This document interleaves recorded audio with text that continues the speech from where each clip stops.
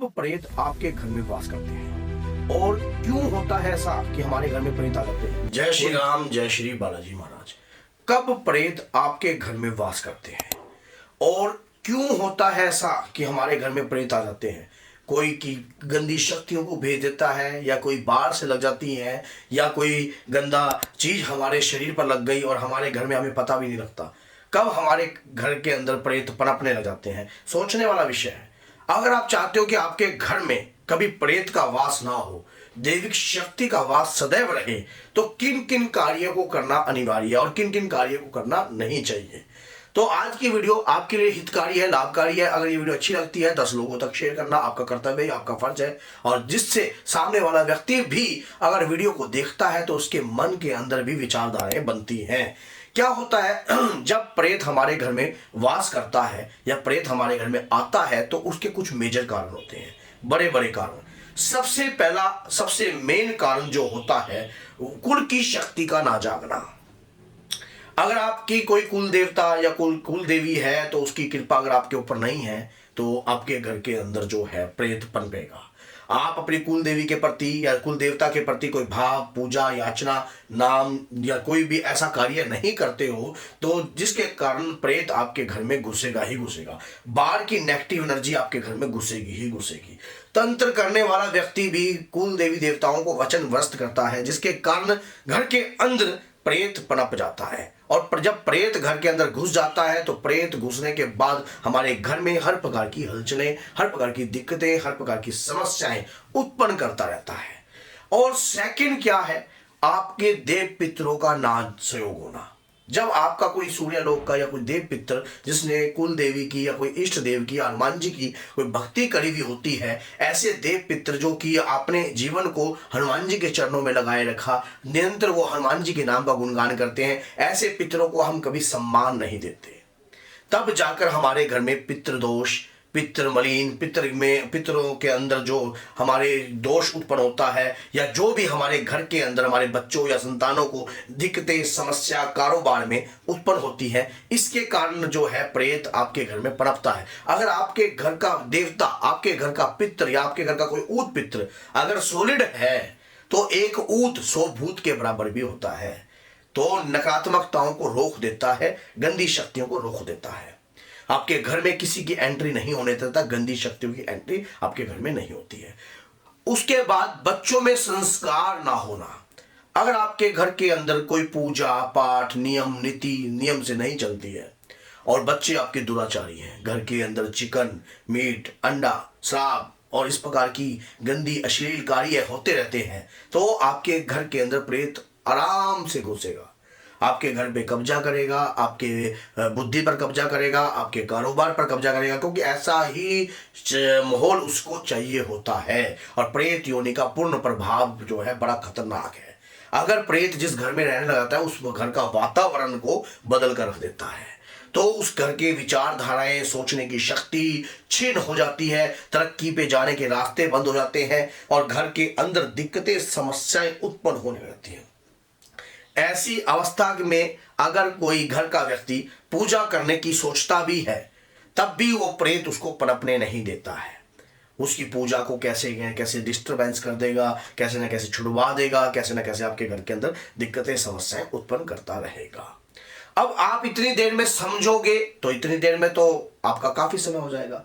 अगर कोई तंत्र के तहत प्रेत शरीर घर में भेजा हो तो वो पहले तो आपकी बुद्धि को ही काम नहीं करने देता है। आपकी बुद्धि का बंधन भी जब ही होता है जब आपके ऊपर तंत्र हैवी होता है। अगर आपके ऊपर तंत्र हैवी नहीं होगा तो आपकी बुद्धि का बंधन भी नहीं होगा, क्योंकि आपके ऊपर तंत्र हैवी हो गया है, तभी बुद्धि आपकी काम नहीं कर रही है। बुद्धि आपकी सोचने समझने की शक्ति जो है छीन हो चुकी है। दुराचारी कार्य करने से, भक्ति पूजा पाठ नियमित रूप से ना करने से, घर के अंदर जोत बाती ना लगाने से, देवी देवताओं की, कुल देवी देवता, इष्ट देवता, आराध्य देवता या पितृ देवता की नाम का कुछ अंदाना या कोई कार्यक्रम ना करने से प्रेत आपके घर में पनपेगा ही पनपेगा और आपके घर में कब्जा करेगा। और ना आपको कहीं ऐसी जगह से परमानेंटली जुड़ने देगा जहां से भक्ति पूजा पाठ आपके घर में स्टोर हो सकती हो, जहां से आपके घर के अंदर ऊर्जा उत्पन्न हो सकती हो। ऐसे वो कभी भी नहीं चाहेगा। और इन लोगों के घर में प्रेत उत्पन्न होते हैं जिसके घर में अपनी कुल देवी और कुल देवता या अपने इष्ट देवता के नाम की ज्योति दीप का दान, पूजा, याचना, जो अमावस्या, पूर्णिमा, अष्टमी, चांदनी अष्टमी, अंधेर पक्ष अष्टमी या जो 14 इस समय पर जो अलर्ट रहता है, ऐसे व्यक्ति के घर में प्रेत जो है प्रवेश नहीं करता है, क्योंकि उसको पता है मेरी एंट्री ही नहीं है, मुझे आज नहीं तो कल, क्योंकि इनकी जो शक्ति है वो जागृत हो चुकी है। ये निरंतर अपनी देवी देवताओं का ध्यान करते हैं, उनके प्रति जो है वो अपनी उनकी पूजा याचना साधना करते हैं। आज के यंग जनरेशन जो भी जितनी भी है, उन्हें तो ये भी नहीं पता कि हमारी कुल देवी देवता है कौन, तो उनके ऊपर तो नेचुरल सी बात है कहाँ उनकी कृपा रहेगी। पीढ़ी में अगर किसी बुजुर्ग ने उनके देवी देवता की साधना भी करी होगी तो उनके ऊपर कैसे रह जाएगी, जब उनके खुद के माँ बाप ने कभी उनसे उनका अवगत ही नहीं कराया, कभी बताया ही नहीं कि आपकी कुल देवी कौन सी है या कुल देवता कौन सा है, तो उनकी तो कृपा कट आउट कर दीजिए। और देव पितर की तो बहुत दूर की बात है, वहां तक तो आप जाते ही नहीं हो। तो नवीन देवता आप घर के अंदर धारण कर लेते हो, जिसके कारण भी दिक्कत पनप जाता है। उसके कारण भी होता है कि आपको पता ही नहीं होता किसी देवी देवता का आपके कुल देवी में आपके देव में उसकी पूजा कभी होती नहीं थी, और लोग तो आज के समय में तो कुछ ऐसा है धर्म ही बदल देते हैं। तो ऐसे घर के अंदर जो है प्रेत छाया कभी भी नहीं हटती है, उसके घर के अंदर प्रेत छाया घूमती रहती है। उसके घर के अंदर कितना भी वो प्रयास करता है, ऐसे व्यक्ति जो है कभी सही राह पर चढ़ ही नहीं पाते, क्योंकि उन्हें सही मार्गदर्शन ही नहीं प्राप्त होता। जब मार्गदर्शन ही नहीं प्राप्त होएगा तो फिर चढ़ेंगे कहाँ से? उनके घर के अंदर तो मलिनता का वास तो सदैव ही बना रहेगा। तो अगर आप चाहते हो आपके घर के अंदर ऐसा कार्य ना हो और प्रेत कभी कब्जा ना करे, तो अपने घर के अंदर अपनी जिस दिन कुल देवी का दिन है उस दिन उनकी पूजा कीजिए, देवता का दिन है उनकी पूजा कीजिए, अपने इष्ट आराध्य की प्रतिदिन पूजा।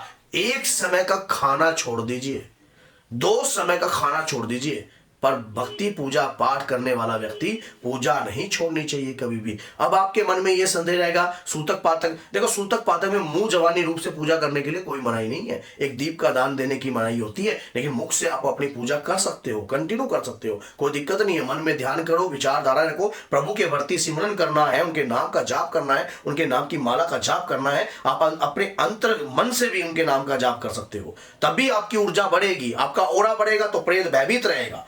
जब क्योंकि प्रेत अधिकतर आपके ओरे से भयभीत होता है, आपके घर के ओरे से भयभीत होता है, तभी वो उसका शरीर जलने लग जाता है। जैसे ही वो घर में प्रवेश करता है या शरीर में ऐसे घुसने की कोशिश करता है तो वो घुस नहीं पाता है, क्योंकि आपकी बॉडी नीचे से लेकर ऊपर तक जागृत हो रही है अपने इष्ट, अपने आराध्य, अपने कुल श्रेष्ठ देवता और कुल देवी और अपने देव पितरों के प्रति, क्योंकि आपका कार्य उनकी भक्ति पूजा पाठ नियमित माला जाप कंटिन्यू आप जो कर रहे हो, जिससे वो प्रेत जो है डरा रहता है, वो कभी आपके घर में प्रवेश नहीं करता है। और अगर किसी कारणवश कोई मलिन व्यक्ति घर में प्रवेश कर भी जाता है तो उसका दम घुटता है, वो चला जाता है उसी समय भयभीत हो जाता है, वो मेरे को घबराहट होने लगी है, पता नहीं क्यों होगी है, तो वो उसी समय आपके घर से निकल जाएगा, क्योंकि आपके घर का ओरा स्ट्रॉन्ग हो गया है।